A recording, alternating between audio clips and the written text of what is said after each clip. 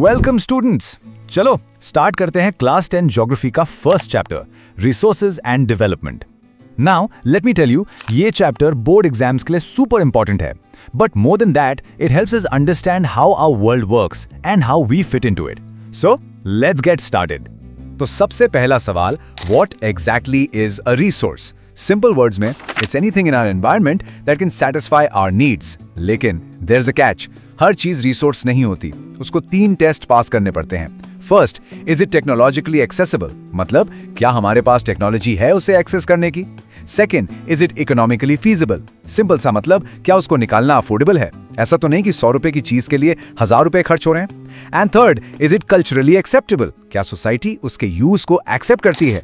जब ये तीनों कंडीशंस मीट होती हैं तभी कोई चीज रिसोर्स कहलाती है। हम सब सोचते हैं कि रिसोर्सेज नेचर का एक फ्री गिफ्ट है, पानी, हवा, सनलाइट सब फ्री है। But is that really true? जमीन के नीचे जो कोल है या जो मिनरल्स हैं, are they just freebies waiting for us? Think about it for a second, because the answer to this one question changes everything. इस एक्सप्लेनर में हम इन 6 टॉपिक्स को एकदम डिटेल में कवर करेंगे। It's like a journey. We'll start with the big picture, then get into the different types of resources, talk about the problems and how to plan for them in India, and finally, we'll zoom into 2 of the most critical resources, land and soil. So let's dive in. Okay, first up, Section 1. यहाँ हम समझेंगे कि resources don't exist in a vacuum.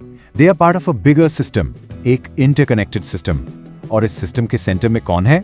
We are, human beings. देखो, this diagram explains it all perfectly. Right in the middle, you have human beings. हम interact करते हैं nature यानी physical environment के साथ. We take things from nature. फिर हम use करते हैं technology to convert those things into something useful. और इस पूरे process को speed up करने के लिए we create institutions like factories, schools and governments.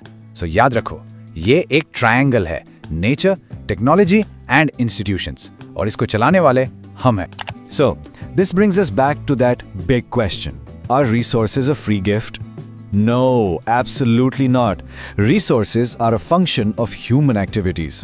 इस लाइन को हमेशा याद रखना। कोल जमीन के नीचे हमेशा से था, but it was just a black rock. वो रिसोर्स तब बना जब हमने उसे निकालना और यूज करना सीखा। We humans transform materials into resources. All right, now that we know what resources are, चलो उनको अलग-अलग ग्रुप्स में क्लासिफाई करते हैं। From an exam point of view, this section is extremely important. So pay close attention.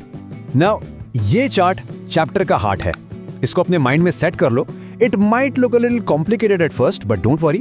हम इसके हर एक part को 1 by 1 डिटेल में समझेंगे। पहला क्लासिफिकेशन है on the basis of origin, मतलब वो आए कहां से। बहुत सिंपल है। First, biotic. The word bio means life. तो बायोटिक रिसोर्सेज वो हैं जो लिविंग हैं, जैसे हम इंसान, प्लांट्स यानी फ्लोरा एंड एनिमल्स यानी fauna. Second, abiotic. A means without. तो abiotic resources are non-living things, जैसे कि rocks and metals. Simple enough, right? Next up is exhaustibility, मतलब can they run out? इसमें 2 टाइप्स हैं। Renewable resources वो हैं जो वापस बन सकते हैं या reproduce हो सकते हैं, जैसे solar and wind energy, they are continuous. और non-renewable resources वो हैं जो एक बार खत्म हो गए तो they are gone for good, क्योंकि उन्हें बनने में millions of years लगते हैं। For example, minerals and fossil fuels like petrol and coal. फिर आता है ownership, यानी उनका मालिक कौन है। पहला है individual resources like your house or your car. फिर है community owned resources जो सबके लिए accessible हैं, जैसे public parks. Then we have national resources, everything within the political boundaries of a country. और finally, international resources, जिन्हें international institutions regulate करती हैं, जैसे the open ocean. ओके, और आखिरी क्लासिफिकेशन है on the basis of development status. इसे ध्यान से समझो। पोटेंशियल रिसोर्सेज वो हैं जो एग्जिस्ट करते हैं बट हमने उन्हें अभी तक यूज करना शुरू नहीं किया है। जैसे राजस्थान में सोलर एनर्जी का ह्यूज पोटेंशियल है। डेवलप्ड रिसोर्सेज वो हैं जिनका सर्वे हो चुका है, क्वालिटी एंड क्वांटिटी पता है and we are using them. Stock वो मटेरियल है जिसको यूज करने की टेक्नोलॉजी हमारे पास अभी नहीं है। For example, using hydrogen and oxygen from water as a rich source of energy.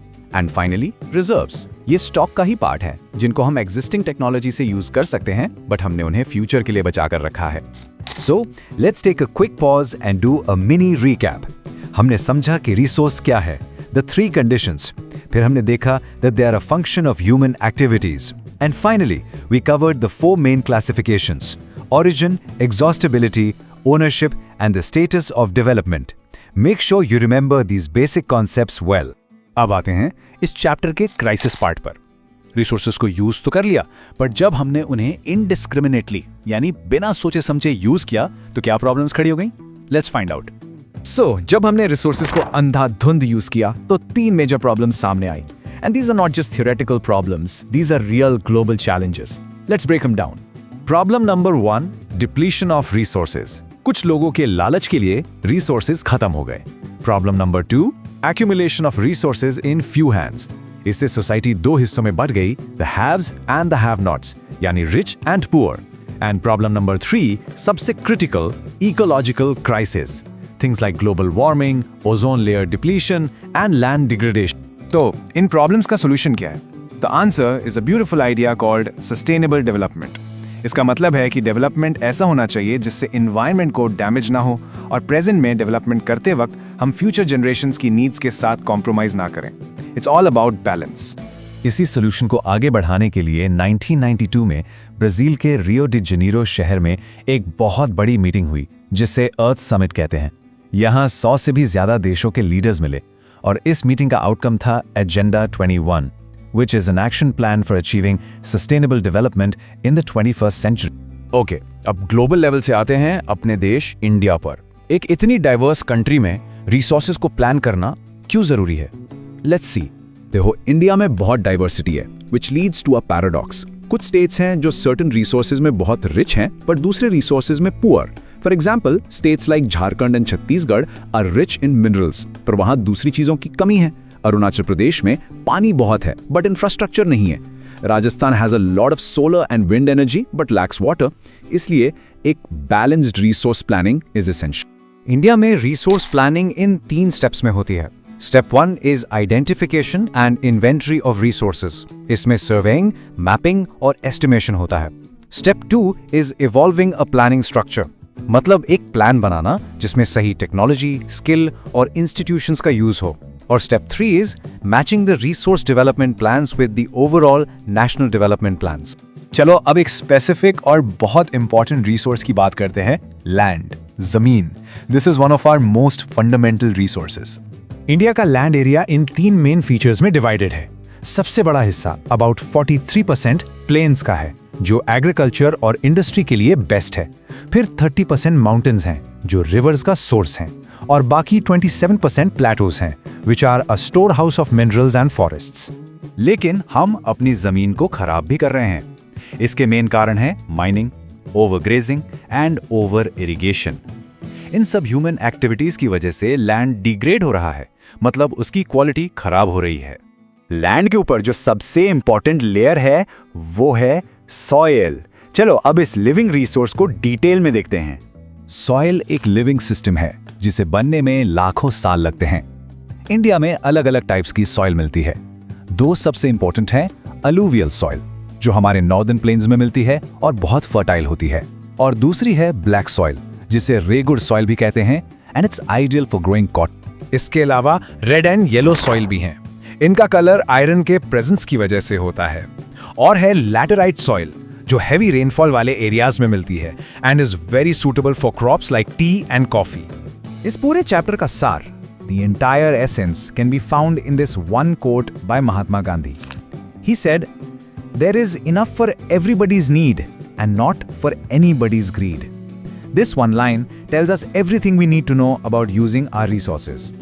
So, to end this, I have a question for you. आज आप ऐसा कौन सा एक छोटा सा स्टेप ले सकते हैं जिससे कोई रिसोर्स कंजर्व हो? Maybe saving water or electricity, or just refusing a plastic bag. Think about it, because every small step counts. Thank you. तब तक के लिए upgrade yourself, otherwise you will be stuck in loop.